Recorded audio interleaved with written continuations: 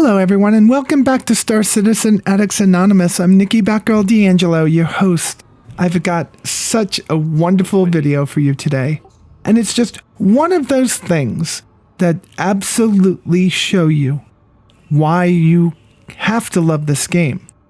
Is it the graphics? Could be. Is it the gameplay? Might be. Is it the finished game? Never. It's not that. It's emergent gameplay. It's multiplayer. It's finding those unique situations in the game that bring you together with the friends that you've made because of Star Citizen. Today I was playing with Felicia Faster Than Light, and when this happened, which you're going to see momentarily, I was playing with Dr. Jeffrey. All because I didn't land in the center of the building.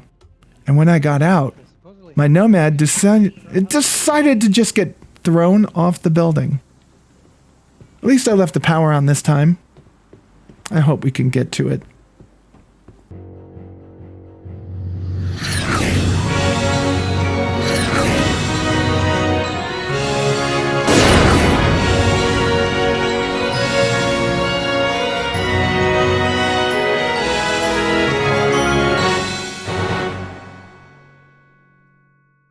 I think the proponents of Star Citizen get it, but the people that are always so salty about it just don't get what makes the game so good.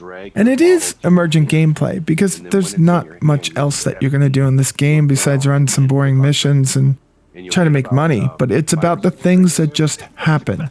And whether it's your ship getting thrown off the building, or dying in the middle of a battle and calling in somebody to come and rescue you, there's a lot of ways that emergent gameplay take place. I mean, look at the rally that happens on Daymar. That was just an event that was held by an organization, and now it's like the biggest event in Star Citizen's year. So there's a lot of cool things that happen because you play with your friends, you play with groups, you meet people, and things just happen. Like my ship flying off the building. This day, I wasn't really doing anything special. I was rather frustrated when I logged in. 3.17.3 had been released. About a day before that, I had finally decided I was going to move from the Nomad up to the Cutlass. I have a Cutlass. I've talked about it here before. And I went out and spent about $225, $230K on upgrading it. I put the XL1 in it. I put the JS400 in it. I put FL33s all around. I got Dominator 3 or 2 missiles. I did something else, whatever it was. It was a god-awful amount of money. So I logged in this day, and all the money was gone. I went to go get my Cutlass, and the Cutlass was back to standard config. I didn't want to put in a ticket. I don't know why it happened. In fact, something else just happened within the last day or so, where I logged out in New Babbage. It was perfectly filled out with all my armor, had everything on me, and when I logged in the next day, I was naked as a jaybird with nothing on me. So there are some bugs happening that are making gear disappear again like before. So what I did on this day, I decided that I was going to go out and try to make money. So I was doing claim jumper missions, but I don't have my Cutlass really decked out for it, so it didn't go so well. So I moved on to the monitor missions, but now in 17.3, the monitor missions are actually a little bit more bugged, where instead of 1 in 5, I'm getting 1 out of every 2 of the missions just don't have the other monitors that either spawn nearby or spawn at all.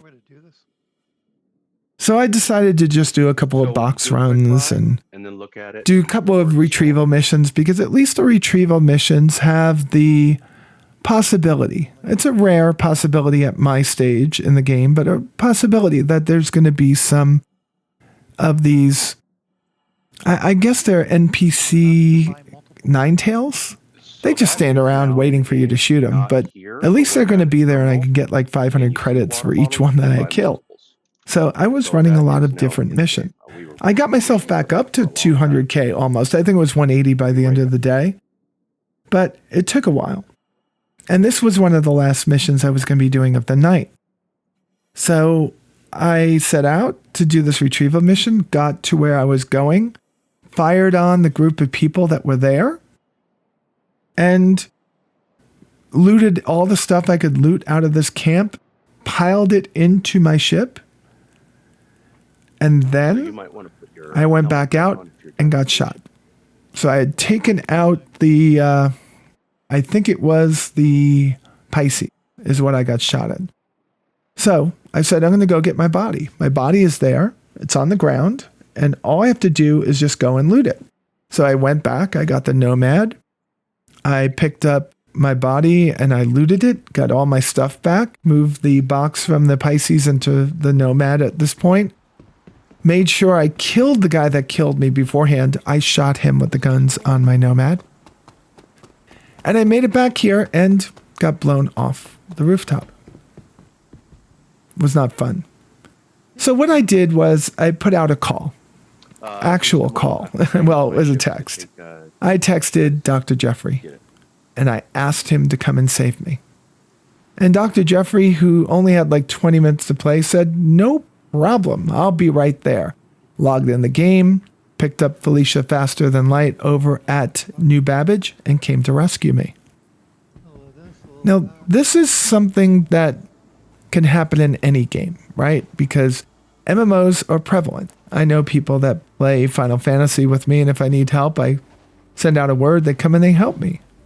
Pretty simple. I've always done that with World of Warcraft. The difference is, those two games, you're playing canned content. So when the content is over, right, so is the kind of the fun that you had. But in Star Citizen, each and every event leads to some other type of fun. And this was just Jeffrey coming over and rescuing me. He gets me in the ship and we're going to go off and just show Felicia the ropes. But I get a little curious here because when my ship fell off the building, it was lying on its side. And I was hoping it was still lying on its side, but I didn't know if the door for me to get in the ship was up, facing up, or facing down. I do. So I'm talking to Dr. Jeffrey. I said, just go straight ahead. Go. Can you see my ship? Can you see my ship? Yeah, just fly straight ahead. I want to see if I want to see if it's possible for me to get in my door. Jeffrey, who had earlier this day rescued me off of a cliff that was in a cave because stupid me didn't read the mission that I could fly the small ship down into the cave. Yes, that was the Pisces. And I started walking down and got down on a cliff that I couldn't get up off of or go down from because it looked like it was a couple 100-foot drop and I would have died. And Dr. Jeffrey came and picked me up with a Pisces. And we went into the cave and got hopelessly lost because I never bring flares with me. And I don't think I've ever saved, rescued, or found a dead body in a cave because I always get lost. But we had fun doing that. Day before this, we died multiple times each. But we had a great time. Jeff, for the first time, Dr. Jeffrey, went and picked up his body and had a great time doing it. And I did a lot of fun things. I went on the Black Kite mission with him and wound up dying. That was the last thing that we did that night because we didn't blow the ship up. We did the self-destruct and we parked our ships too close to it. And as soon as we got to our ships, we were already on them. We got blown up because it was too close to a reclaimer blowing up. So there's a lot of very, very cool things that go on in the game these days.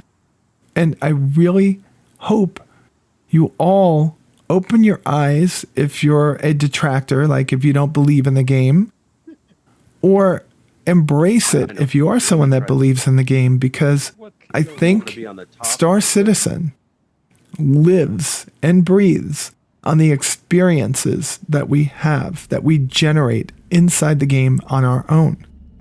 Now, I am hoping that there'll be a live team someday to do some live missions and have some live events in the game. I think that will be awesome. But emergent gameplay, I think, is the way that this game has always worked and will always work. And I'm looking for the day that they put in the Orion system and we can go and run Operation Pitchfork. It's going to mean a couple of other things have to happen too. I mean, Star Citizen is not going to be able to get those systems until Squadron 42 comes out. And that is something that I hope happens in less than 2 years.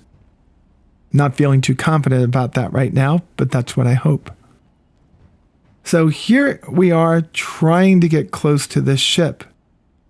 Dr. Jeffrey's trying to back up, and lo and behold, the gods of Star Citizen have made it so easy for us. And I get in my ship because when the ship did blow off the building, it was on its side and the door was facing up, as you see right here. Successful mid-air salvage. When I get into my seat and it gets pulled forward. Yep, we are definitely on the perfect angle. That was, it couldn't have happened any better. Like, this was set up for us to do this.